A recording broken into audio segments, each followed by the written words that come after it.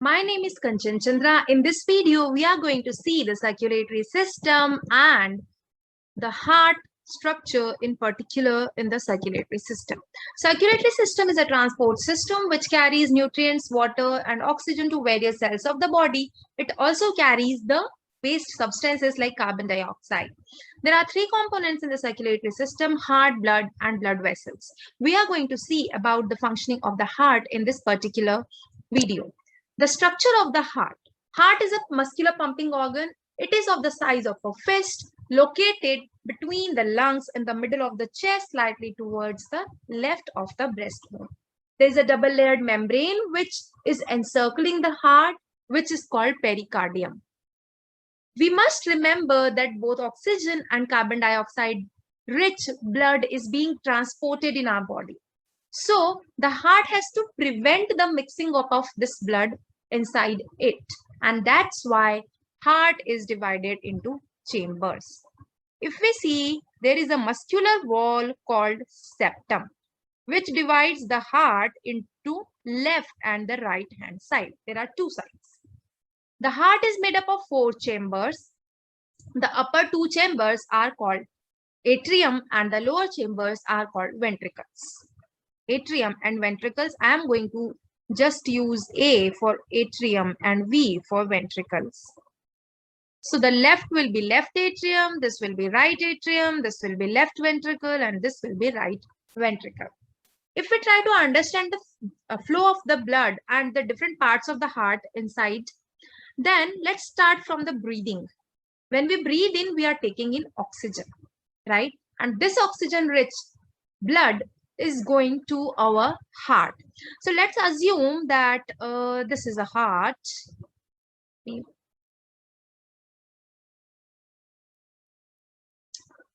Let's assume that this is heart.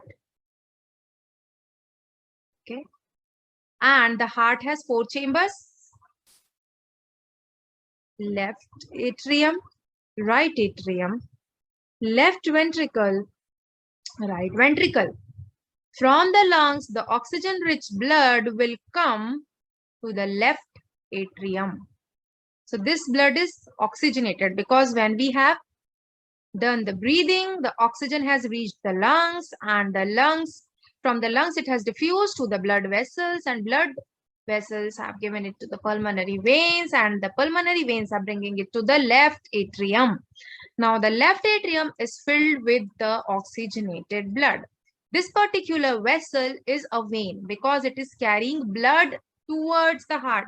Always remember that veins will carry blood to the heart and arteries will carry blood away from the heart. So to name the vessel is easy in this way. Okay, so this is a vein, and because it is coming from the lungs, it is a pulmonary vein. So pulmonary vein brings the oxygenated blood to the left atrium. Left atrium is filled, and then there is a valve between the left atrium and left ventricle. This valve is called bicuspid because it has 2 cusps, and it is also called mitral valve. So the bicuspid valve opens and it allows the blood to flow down into the left ventricle. Always remember the function of the valve is preventing the backflow of blood. So now the left ventricle is filled with blood, and this blood has to be pumped to various parts of the body.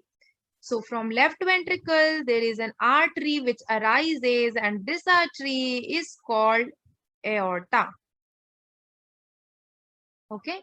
So aorta is going to supply blood to all the different parts of the body, supply the oxygenated blood. Aorta is this artery which arises from left ventricle.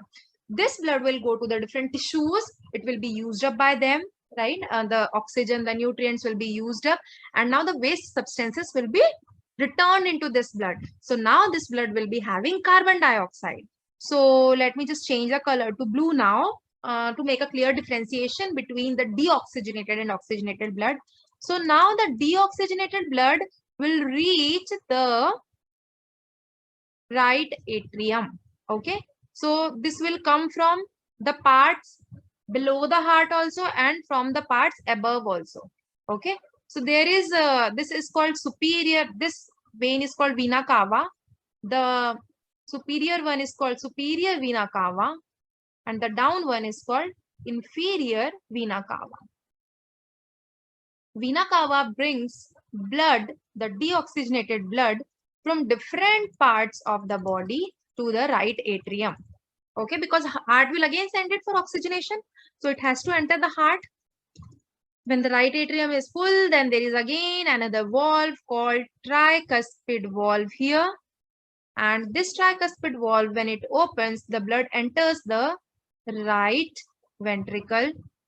Now the deoxygenated blood will enter the right ventricle. And from here, it will be transported back to the lungs for oxygenation. Because when we breathe in, the oxygen is going to the lungs. So the blood has to go near the lungs for oxygenation. So now this particular vessel, it is an artery because it is taking blood away from the heart, I said. So it is going to lungs. So it is called pulmonary artery.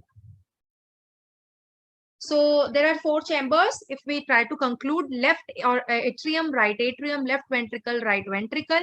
Okay, let's see here, left and left ventricle, right atrium, right ventricle. Then we saw that there are 2 valves.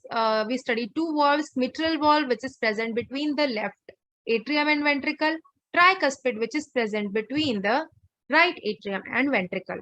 Blood enters through the pulmonary vein. Then it goes to the left ventricle. Then it goes to the aorta. It reaches to all the body parts. Then from the vena cava, inferior and superior, it reaches to the right atrium. It goes to the right ventricle. And from the pulmonary artery, it again goes to the lungs finally for oxygenation. So this is the flow of the blood. I hope it is clear by now, and we will meet with more in the next session. Thank you. Bye-bye.